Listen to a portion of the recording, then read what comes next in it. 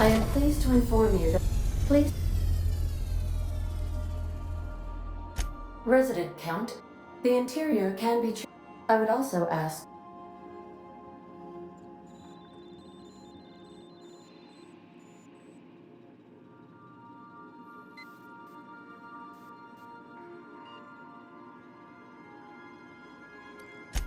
I can make the assurance... Oh. Attention, unauthorized. You are here. I wager, to be honest. All right. Anyway, wait, is that... Transmission? How can I be... I require...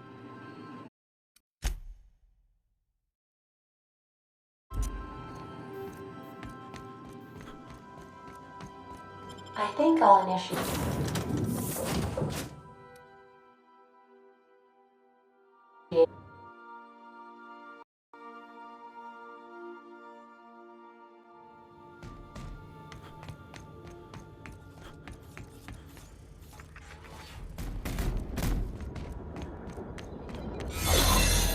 The captain did right by us once. What's that? The board will never own Groundbreaker. Not while I breathe. Push on, Mardat!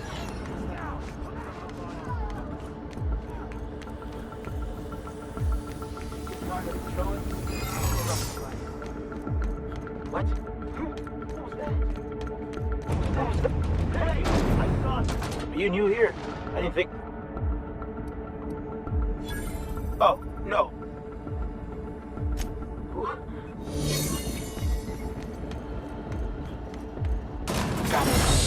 I'm not too keen on walking into a prison. They lock me up, I'm liable to kill everyone trying to get back out. Area sanitization assessment. The Labyrinth on Tartarus. Task classification. Easy peasy.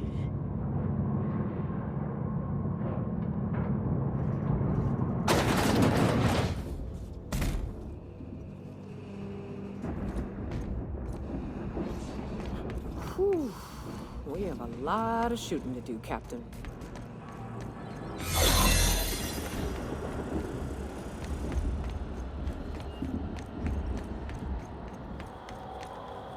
Go inside.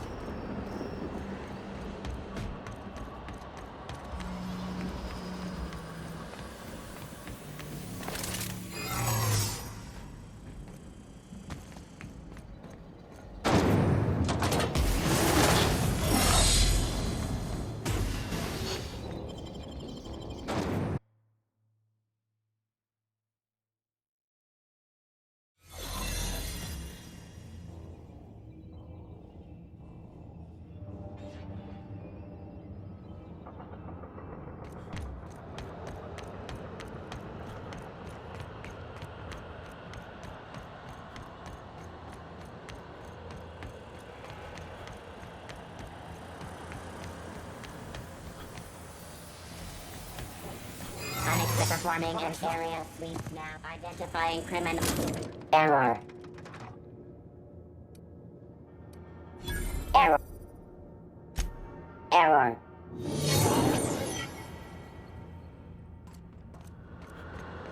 Let's go, troops. Stellar Base counting on us.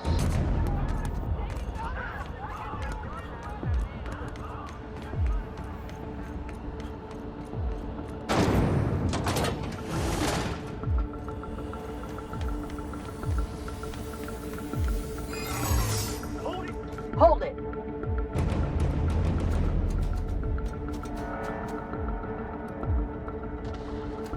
That's not what I'm saying. Wow.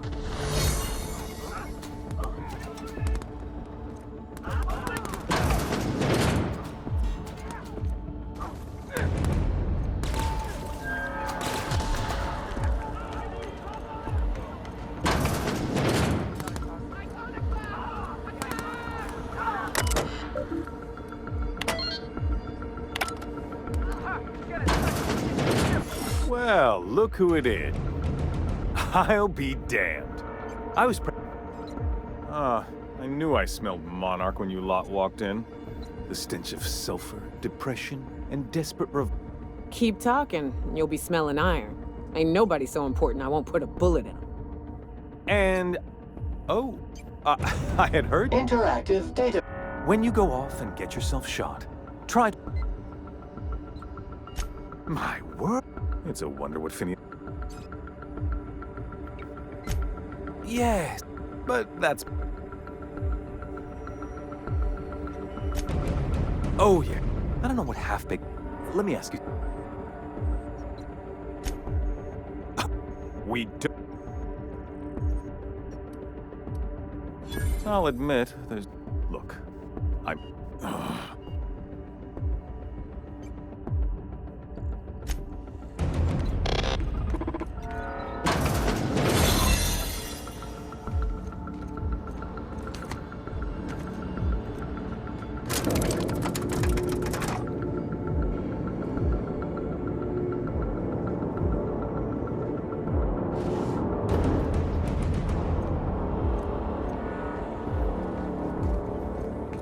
All right, MSI. I'm not one for rousing speeches, but the captain needs our help. So get in there and fight! Processing beginning prime.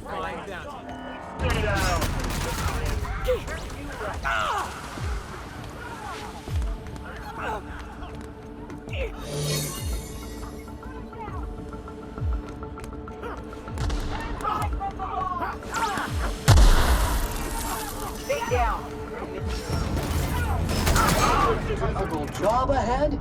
Consider equipping a pack of Sam's Special Solvent Stain Out Remover. It's ruthless on residual blood clots. Take a breath now, folks.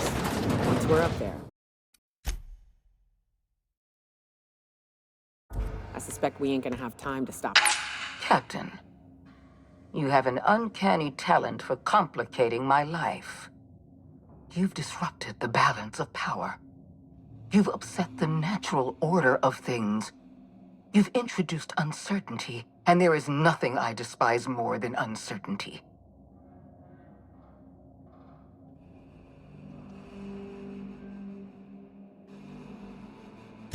I'm afraid I can't do that. To your credit, Captain, you are one of the colony's finest specialists. Your technical abilities are beyond reproach. For all your talents, you are the enemy of Halcyon, and therefore you are my enemy.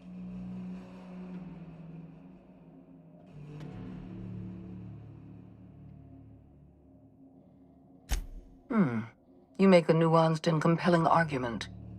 Here's my rebuttal. No.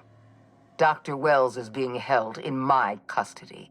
His cooperation will prove invaluable, even if I have to beat it out of him. All that's left to do is put down this riot, arrest you, and then get on with the bloody business of saving this colony.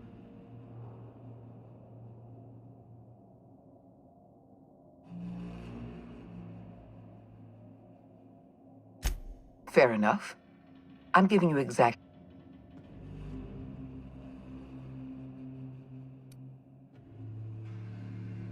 Anyone with eyes can see that you're talented, Captain.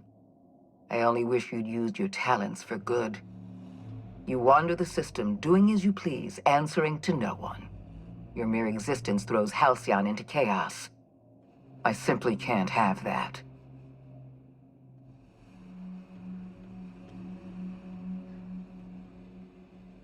I'm keeping this colony from falling over the edge of dissolution with my own two hands. And you want me to let go? No. The answer is no. You had so much potential. I would have put your talents to good use. I would have made you wealthy beyond belief.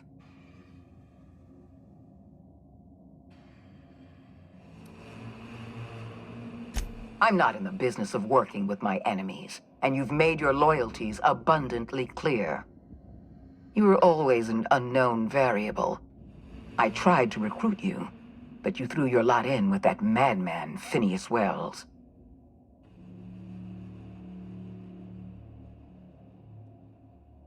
I'm aware of Dr. Wells' plan. Revive some brilliant scientists and engineers from the Hope and work with them to save the colony. He's already revived you, after all.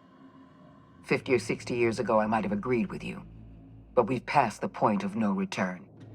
The best scientists in Halcyon can't save us now.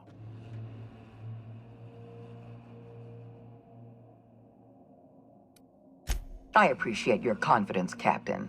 But so long as you're allied with Dr. Wells, we can never work together. I haven't given up on the program yet. You've caused some complications, but I can improvise. I can fix this. I haven't lost control of the labyrinth yet.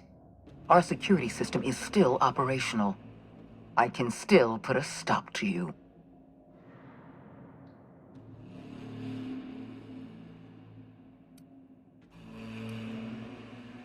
Yes, I'm quite aware of your brazen act of corporate vandalism. My scientists... That isn't true. It can't be. That experiment was...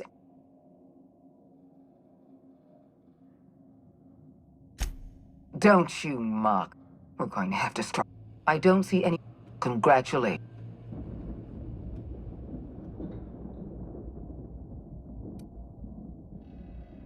I just hope you've made the right decision.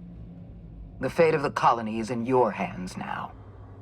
I bid you farewell, Captain.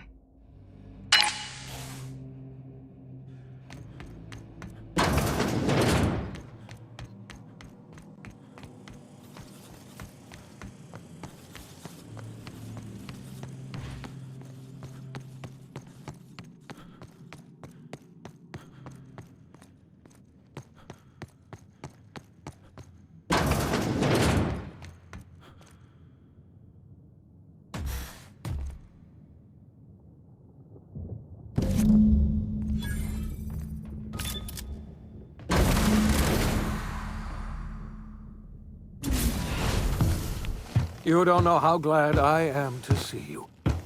You must have said something to get under Akande's skin. She's gone, and I don't think she's coming back. And you lunatic, you broke into the board's own fortress just to rescue one doddering old man. You are absolutely out of your mind, and I can't begin to thank you enough.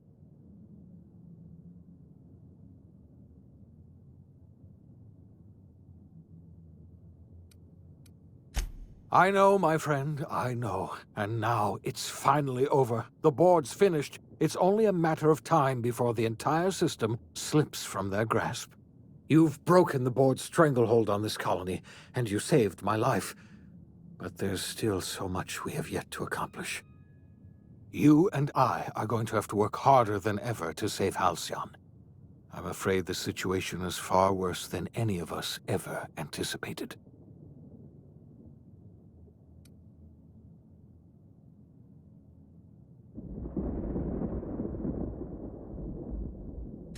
I would like nothing more than to celebrate this victory, but we have a serious problem on our hands. Earth has gone dark. We haven't received a single message in 3 years. There's been no communication, no signals, nothing. 2 years ago, the Earth's Directorate's frigate disappeared on their way back to Earth. We don't know what they discovered when they arrived, or if they arrived at all. So we've got to make do on our own. Seems to me that'll make us stronger in the end anyhow. You're quite right. We've got no choice but to make do on our own. We're in serious trouble, my friend. Do you know what this means for Halcyon? We can't rely on Earth for support anymore. We've been cut loose. We're entirely on our own.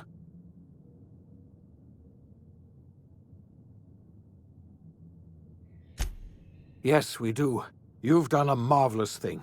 You've succeeded where anyone else would have failed, including me. We must begin the revival process immediately, starting with the Hope's brightest minds, and then we're going to fix this damn colony, one problem at a time. We're going to need a leader, and I can't imagine a better person for the job than you. What do you say, old friend? Will you help us?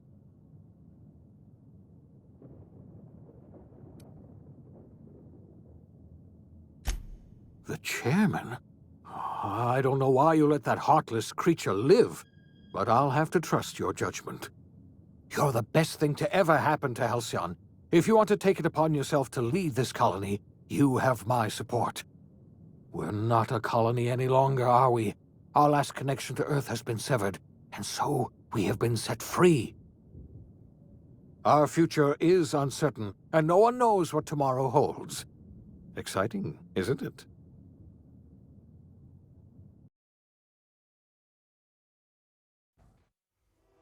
The OSI teaches that everything in the universe happens according to the grand plan. But the stranger that arrived in Halcyon was an unplanned variable. From the moment he landed in Emerald Vale, his actions altered the course of history. The events on Tartarus brought about the end of the Board's authority. But the Board's mistakes would haunt the colony for decades to come. The damage they left behind would require the work of a generation to repair. Dr. Phineas Wells began reviving a handful of the Hope's colonists: engineers, scientists, technicians, and intellectuals. They were among the brightest minds the Earth had ever sent out into the stars. The Hope scientists and engineers woke up in a colony descending headlong into total collapse. With no way to return to Earth, they had no choice but to band together and devote themselves to the cause of saving Halcyon. The people of Halcyon were nothing if not hardy. In the absence of the Board's authority, many of the colony's settlements banded together with a single purpose in mind: survival. Life was especially hard in the years to come. Some towns dissolved by attrition and starvation, but most of them found a way to carry on. In the years to come, Halcyon was forced to reckon with its newfound freedom. The Board was gone, and for better or worse, the colony was responsible for its own destiny. Between MSI's worker-centric policies and the iconoclast's manpower, Sanjar and Zora were able to rally many of the Terra 2 townships to their cause. MSI's workforce swelled, and the iconoclasts enjoyed a significant surge in their ranks. The Board was too distracted by infighting and internal politics to stop MSI from becoming a powerful corporation and a refuge for townships that might have fallen through the cracks. Consumed by paranoia, Lilia Hagen took Sublight Salvage in a controversial direction, openly accusing Board officials of an extraterrestrial conspiracy. One day, an accident at the Groundbreaker's docking bay silenced her forever. Time would tell if her replacement could keep the Sublight family together. After returning to Edgewater, the deserters negotiated workplace reforms with Reed Thompson, including a single day of rest, which came to be known as a weekend. As the world around him changed, Thompson found himself pining for the old days. He was known to spend his weekends in the cantina, nursing one of the few remaining bottles of Zero-G, and repeating to himself, "It's not the best choice, it's Spacer's choice." As for Adelaide McDevitt, she tended to her garden in solitude for another year before passing away. Her body was discovered some months later, when Reed Thompson paid her a visit in an effort to make amends. Her remains were buried in a place of honor, underneath the floor of the Edgewater Cannery. Reed believed this was what she always wanted. Under the leadership of Junlei Tennyson, the Groundbreaker held firm against corporate influence. The ship's mechanical stability gave Junlei the time to educate a promising generation of engineers schooled in her family's traditions. The future of the Groundbreaker looks promising. The rediscovery of the Hope and the abandonment of the lifetime employment program forced Byzantium to come to terms with some uncomfortable realities about the state of Halcyon. While Byzantines were reluctant to surrender the luxuries they'd grown accustomed to, the Board's diminished authority gave them little choice in the matter. Nearly everyone had to learn to make do with less. Some even had to get jobs. It was a dark time indeed. Even the Gorgon asteroid, though a distant enigma to most of Halcyon, felt the aftershocks of your actions. Olivia and Minnie Ambrose worked together to cure the marauders Adrena Time had created. Through their partnership as scientist and administrator, they discovered the harmony that had eluded them as mother and daughter.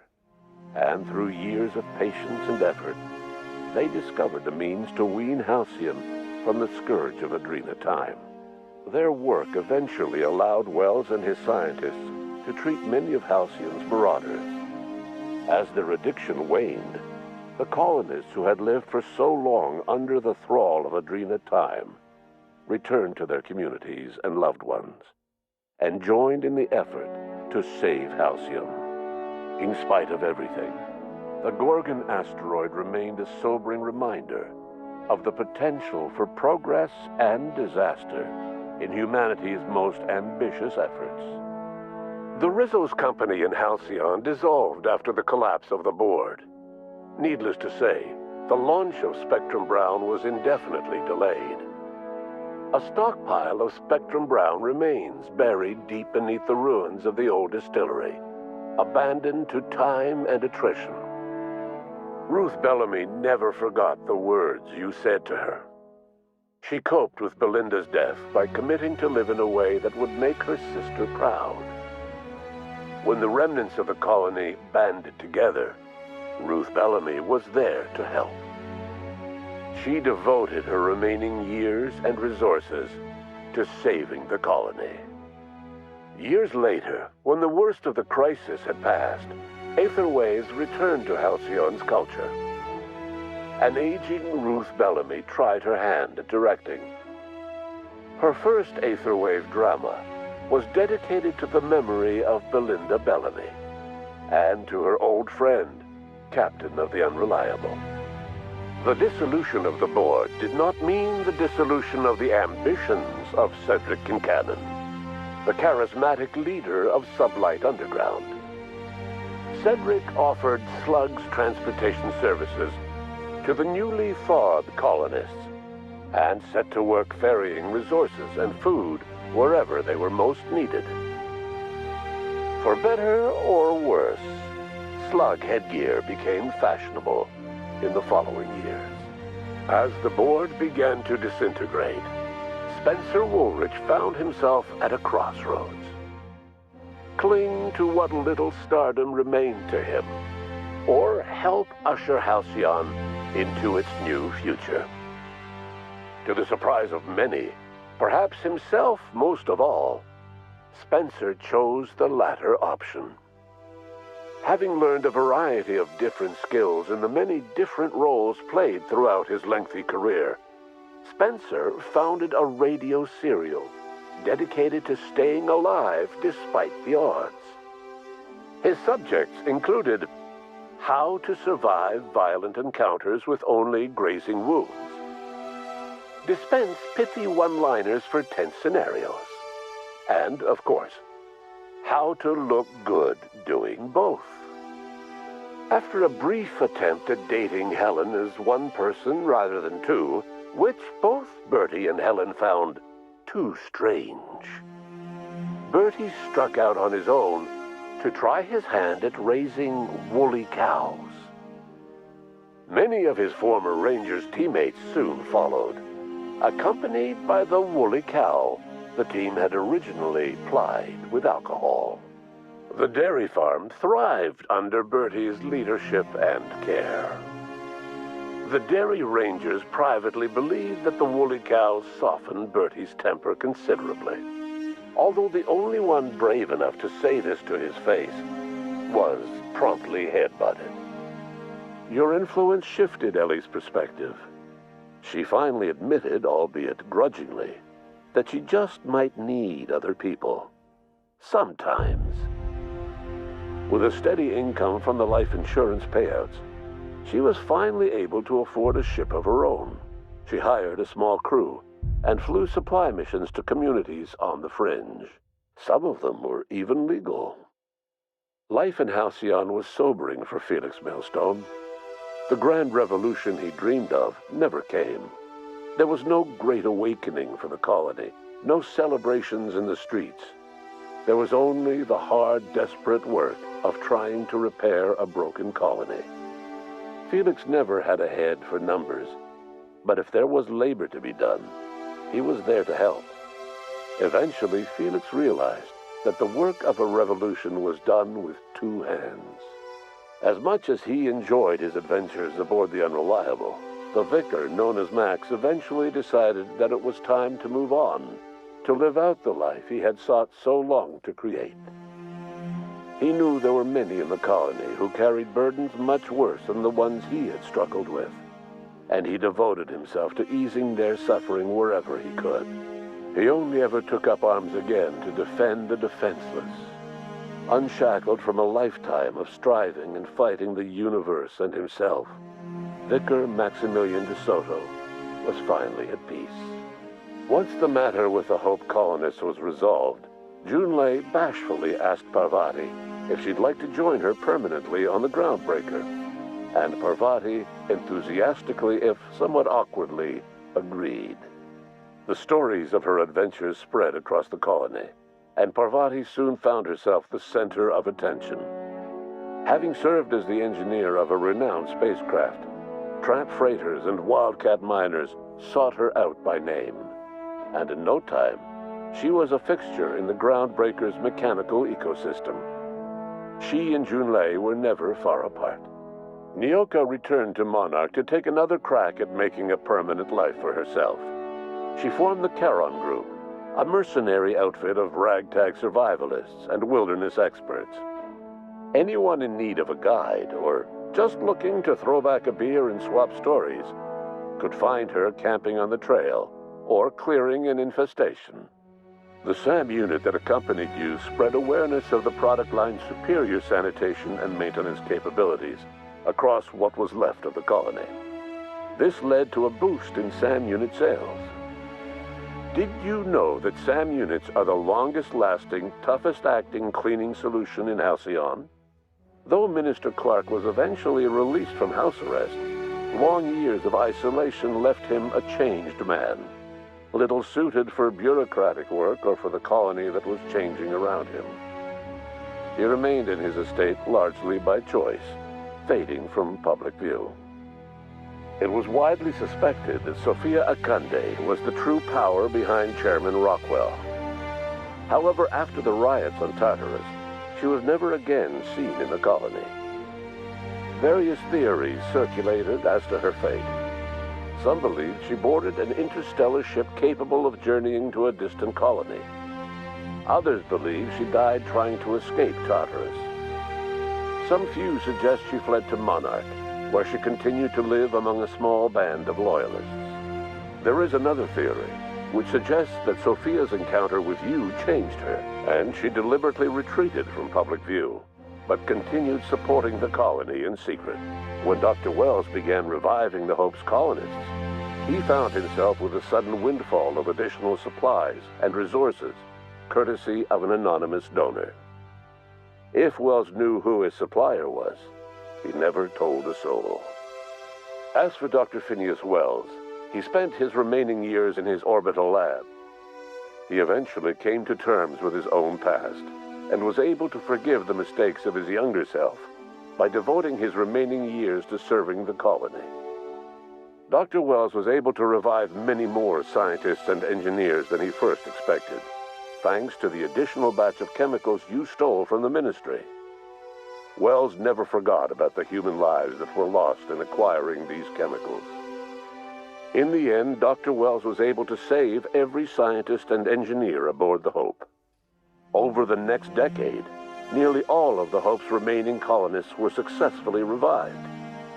Halcyon saw a period of rapid technological and scientific advancement. Breakthroughs in dietary supplements saved the colony from starvation. Geoengineering projects and social reforms began to change the structure and character of the colony. Dr. Wells laid the groundwork for the project to save the colony, but he would never live to see the fruits of his labor. He passed away a few years later. His work was carried on by the scientists and engineers he revived.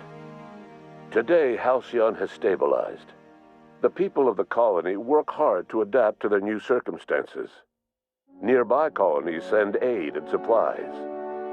Life will never be easy in Halcyon, but for the first time in its history, there exists a sense of real, genuine hope about the future. And what about you, the unplanned variable in the history of Halcyon? You brought an end to the riot on Tartarus and partnered with Chairman Rockwell to run the colony together. As Halcyon looked toward the future, you remained a constant presence in the colony's administration.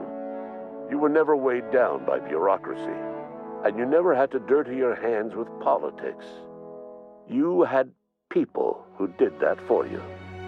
By your influence, Halcyon survived the turbulent years that were to follow. No one knows what's happened to Earth, and no one knows what the future has in store for Halcyon. All we know for certain is this: the name of the Unreliable and that of its intrepid captain will remain the subject of countless stories for years to come.